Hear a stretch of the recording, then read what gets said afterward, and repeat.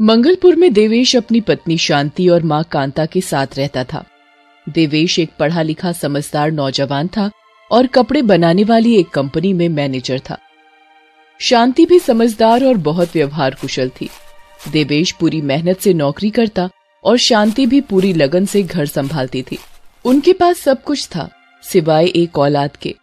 शांति और देवेश की शादी को 7 साल हो गए थे, लेकिन शांति की गोद अब तक सूनी ही थी। काफी इलाज करवाने के बाद भी इस समस्या का हल नहीं मिला। शांति की सास कांता को भी बस इसी बात का दुख था। वो हर वक्त पूजा पाठ में लगी रहती और तो और मन्नत से लेकर झाड़ फूंक तक वो हर तरीके को आजमाती। एक दिन जब शांति घर के कामों में लगी थी, तभी कांता वहां आई और उससे बोली, अरे शांति, वो कल जो प्रसाद की पोटली में लाई थी वो कहाँ है? वो पोटली? माँ जी, मैंने वो पोटली आपके कमरे में रख दी थी, अभी लेकर आती हूँ। शांति जाकर उस पोटली को लेकर आती है और उसे कांता को दे देती है। कांता उस पोटली को खोलकर उसमें से कुछ गेहूं के दाने निकालती है और उन्हें शांति को देते हुए कहती है, ले बेटा, वो घाट वाले मंदिर के बाबा जी हैं ना, बड़ी सिद्धि है उनके पास, उनसे लेकर आई हूँ। उन्होंने मंत्र जाप करके ये गेहूं के दाने तेरे लिए दिए हैं। रोज खाली पेट गेहूं के 7 दाने खाने हैं, अच्छे से चबा चबा कर। बाबा जी कह रहे थे अगर 21 दिन तक बहू ने ये नियम पूरा कर लिया तो सब अच्छा हो जाएगा। जी ठीक है माँ जी। शांति कांता से उन गेहूं के दानों को ले लेती है और अगले ही दिन से उन्हें खाना शुरू कर देती है। 21 दिनों तक पूरा नियम करने के बाद भी उनकी मुराद पूरी नहीं हुई। जब ये बात देवेश को पता चली तो उसने गुस्से से शांति से कहा, ये क्या शांति, तुम भी माँ की बातों में आ गई? उनकी उम्र हो गई है, वो किसी की भी बातों में आ जाती हैं, पर तुम तो समझदार हो। अरे आप नाराज मत होइए, माँ जी बड़ी उम्मीदों से लाई थी वो गेहूं के दाने, और उन्हें खा लेने से मुझे कोई नुकसान थोड़ी ही हुआ है। बस दुख तो इस बात का है कि एक बार फिर माँ जी के साथ साथ मेरी भी उम्मीद टूट गई। पता नहीं क्यों भगवान हमसे नाराज है। इतना कहकर शांति की आंखों में आंसू आ जाते हैं और वो वहां से चली जाती है। देवेश भी उदास हो जाता है। वो घर से बाहर टहलने के लिए निकल जाता है। थोड़ी ही दूर उसे शिव मंदिर दिखाई देता है। वो मंदिर जाकर भगवान शिव के दर्शन करता है और हाथ जोड़कर थोड़ी देर वहीं बैठ जाता है। उसके पास में ही बैठे 2 दोस्त आपस में बातें कर रहे थे। भाई, भोले बाबा की दया से मेरी दुकान अब बढ़िया चल रही है। मेरी मुराद महादेव ने पूरी कर दी। सावन का महीना आने वाला है, मैं तो जाऊंगा कावड़ लेकर। अब तू चलेगा ना? हाँ भाई, मैंने भी मन्नत मांगी हुई है, दोनों साथ चलेंगे। उन दोस्तों की बात सुनकर देवेश को भी कांवड़ यात्रा पर जाने का मन करता है।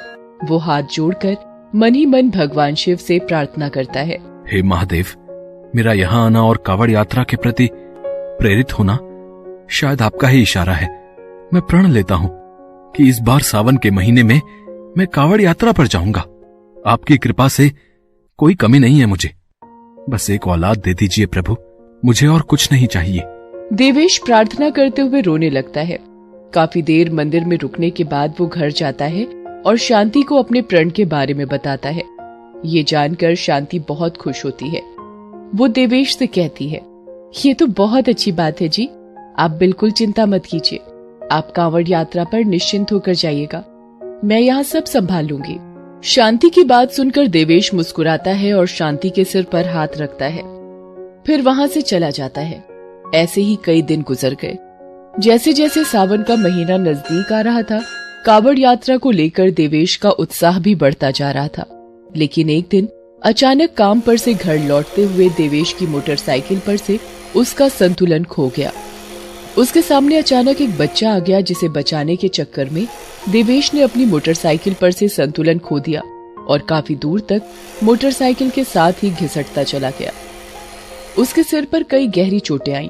वहां मौजूद लोगों ने उसे तुरंत अस्पताल पहुंचाया और जैसे ही शांति और कांता को इस बारे में पता चला, वो दोनों तुरंत ही अस्पताल की तरफ भागे। अस्पताल जाकर शांति ने डॉक्टर से देवेश के बारे में पूछा तो उन्होंने बताया, देखिए, लोग उन्हें सही वक्त पर हमारे पास ले आए, इसलिए उनकी जान तो बच गई है, लेकिन क्या डॉक्टर साहब? वो कोमा में चले गए हैं, उन्हें कब होश आएगा पता नहीं। ये सुनते ही शांति वहीं बेहोश होकर गिर गई। डॉक्टर ने उसकी जांच की तो पता चला कि वो मां बनने वाली है। अजीब वक्त था शांति और कांता के लिए। एक तरफ इतनी बड़ी खुशखबरी मिली थी और दूसरी तरफ देवेश बेसुध अस्पताल में पड़ा था। शांति और कांता ने मंदिर जाकर पूजा की और देवेश के ठीक हो जाने की मन्नत मांगी। तभी शांति ने कुछ लोगों को कावड़ के साथ मंदिर में पूजा करते देखा। सावन का महीना शुरू हो चुका था। शांति को देवेश की कावड़ यात्रा पर जाने का प्रण याद आया। वो रोने लगी और रोते रोते अपनी सास कांता से बोली, माँ जी, ये कैसी परीक्षा ले रहे हैं महादेव। जिस इच्छा के साथ उन्होंने कावड़ यात्रा पर जाने का प्रण लिया था वो तो महादेव जी ने पूरी कर दी, पर अब उनका प्रण कैसे पूरा होगा माँ जी। रो मत बेटी, महादेव की लीला अपरंपार है। उन्होंने हमारी इतनी बड़ी मन्नत पूरी की है। वो देवेश को कुछ नहीं होने देंगे और मुझे तुझ पर भी भरोसा है। मैं जानती हूँ तू सब संभाल लेगी। अपनी सास की बातें सुनकर शांति कुछ सोचने लगती है और फिर अपनी सास से कहती है, आपने सही कहा माँ जी, मुझे ही सब संभालना होगा। मेरे पति कांवड़ यात्रा पर नहीं जा सकते तो क्या, मैं जाऊंगी उनकी जगह। मैं उनका प्रण पूरा करूंगी और साथ ही महादेव को मेरी एक इच्छा भी पूरी करनी होगी। मेरे पति को बिल्कुल पहले जैसे ठीक करना होगा। मेरा वो मतलब नहीं था बेटी। तू इस हालत में कैसे? आप मेरी चिंता मत कीजिए माँ जी, महादेव मेरे साथ है, बस आप इनका ख्याल रखिएगा। कांता शांति को समझाने की कोशिश करती है पर वो नहीं मानती। वो घर जाकर तुरंत ही कांवड़ यात्रा की तैयारी करती है और अगले ही दिन अपनी सास का आशीर्वाद लेकर अकेले कांवड़ लेकर घर से चल पड़ती है। शांति ने कांवड़ यात्रा पर जाने का फैसला तो कर लिया था, लेकिन ये उसके लिए बिल्कुल भी आसान नहीं था। वो माँ बनने वाली थी। ऐसे में थोड़ी दूर चलने के बाद ही वो थक जाती थी। कुछ देर रुककर आराम करती और फिर उसी जोश के साथ फिर से चल पड़ती। उसे इस यात्रा को देवेश के लिए पूरा करना था, लेकिन मौसम से लेकर भूख प्यास से भी उसे अभी लड़ना था। शांति को घर से निकले 2 दिन बीत चुके थे। घर से लाया हुआ खाना पानी सब खत्म हो चुका था। वो भूख प्यास से बेहाल एक मंदिर के बाहर बैठ गई तो उसकी नजर एक महिला पर पड़ी जो गरीबों को खाना खिला रही थी और उसका 1 साल का बच्चा मंदिर के आंगन में खेल रहा था। वो बच्चा खेलते खेलते एक बड़े गड्ढे की तरफ बढ़ने लगा। शांति ने जैसे ही उसे देखा वो बच्चे की तरफ भागी और उसे गोद में उठा लिया। महिला ने शांति को ऐसा करते देखा तो तुरंत उससे अपने बच्चे को छीना और गुस्से से बोली, क्या कर रही हो, मेरे बच्चे से दूर रहो। नहीं बहन जी, आप मुझे गलत समझ रही हैं। आपका बच्चा उस गड्ढे की तरफ जा रहा था, इसलिए मैंने। महिला उस गड्ढे को देखती है और उसे अपनी गलती का एहसास होता है। वो शांति से कहती है, ओह माफ करना बहन, मैंने बहुत गलत समझा तुम्हें। अरे तुम कावड़ लेकर जा रही हो, वाह बहुत हिम्मत है तुम में। मैंने कभी किसी औरत को ऐसा करते नहीं देखा। कहाँ से हो और साथ में कौन है तुम्हारे? शांति उस महिला को अपने बारे में सब कुछ बताती है। ये सब जानकर महिला दंग रह जाती है और शांति से कहती है, सच में महादेव का आशीर्वाद है तुम्हारे साथ, वरना इतना साहस हर किसी में नहीं होता। लेकिन तुम माँ बनने वाली हो, तुम्हें अपना ख्याल भी रखना होगा।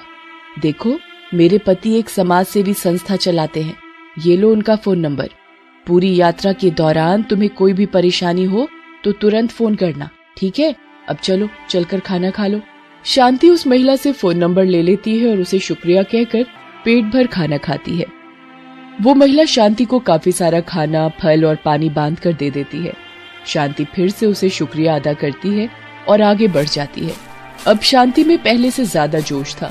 वो भोले बाबा का नाम जपते हुए चली जा रही थी और साथ ही देवेश की चिंता भी उसे सता रही थी। कई मुश्किलों ने उसका रास्ता रोका, कभी बारिश तो कभी तपती धूप, कभी पैरों में चोटें आई तो कभी पूरा शरीर हिम्मत तोड़ने लगा। लेकिन शांति का दृढ़ निश्चय नहीं टूटा और आखिरकार वो कांवड़ लेकर हरिद्वार पहुंच गई। उसने पूरे विधि विधान से महादेव की पूजा अर्चना की और गंगा जल लेकर वापस घर की तरफ चल दी। उधर देवेश की हालत स्थिर बनी हुई थी। उसकी जान को तो कोई खतरा नहीं था, लेकिन उसे होश भी नहीं आ रहा था। ये देखकर कांता की हिम्मत टूटती जा रही थी। एक तरफ उसका इकलौता बेटा बेसुध अस्पताल के बेड पर था तो दूसरी तरफ गर्भवती बहू कांवड़ यात्रा पर गई हुई थी। एक दिन कांता के सब्र का बांध टूट गया। वो देवेश को देखकर रोने लगी और रोते हुए बोली, हे महादेव, इतनी कड़ी परीक्षा मत लीजिए मेरे परिवार की। मेरे बेटे की ये हालत है और मेरी बहू किस हालत में है मुझे ये भी नहीं पता। उसकी कोख में मेरे परिवार का वंश है। कुछ तो दया कीजिए प्रभु, कुछ तो दया कीजिए। कांता रो रही थी। तभी पीछे से शांति की आवाज आती है। माँ जी, फिक्र मत कीजिए, मैं आ गई हूँ। मैं और मेरा बच्चा दोनों महादेव की कृपा से बिल्कुल ठीक हैं और मैंने कांवड़ यात्रा भी पूरी कर ली है। माँ जी, शांति को बिल्कुल सही सलामत देखकर कांता को बहुत सुकून मिलता है। वो शांति को गले से लगा लेती है। फिर शांति कांवड़ यात्रा के बाद हरिद्वार से लाए हुए गंगा जल की कुछ बूंदें देवेश के मुंह में डालती है और हाथ जोड़कर महादेव से अपने पति के लिए प्रार्थना करने लगती है। तभी उसके कानों में देवेश की आवाज पड़ती है। शांति माँ। देवेश को होश आ गया था। इस चमत्कार को देखकर हर कोई दंग रह जाता है, लेकिन शांति और कांता की खुशी का तो कोई ठिकाना ही नहीं था। देवेश फिर से बोलने की कोशिश करता है। शांति, वो कावड़। शांति देवेश के मुंह पर हाथ रखती है और उसका हाथ अपने पेट पर रखते हुए बड़े प्यार से कहती है, कुछ मत कहिए, आराम कीजिए। कांवड़ यात्रा हो चुकी है। मैंने और आपके अंश ने मिलकर आपका प्रण पूरा कर दिया है और महादेव ने आपको होश में लाकर हमारी कांवड़ यात्रा को सार्थक बना दिया है। जय भोलेनाथ।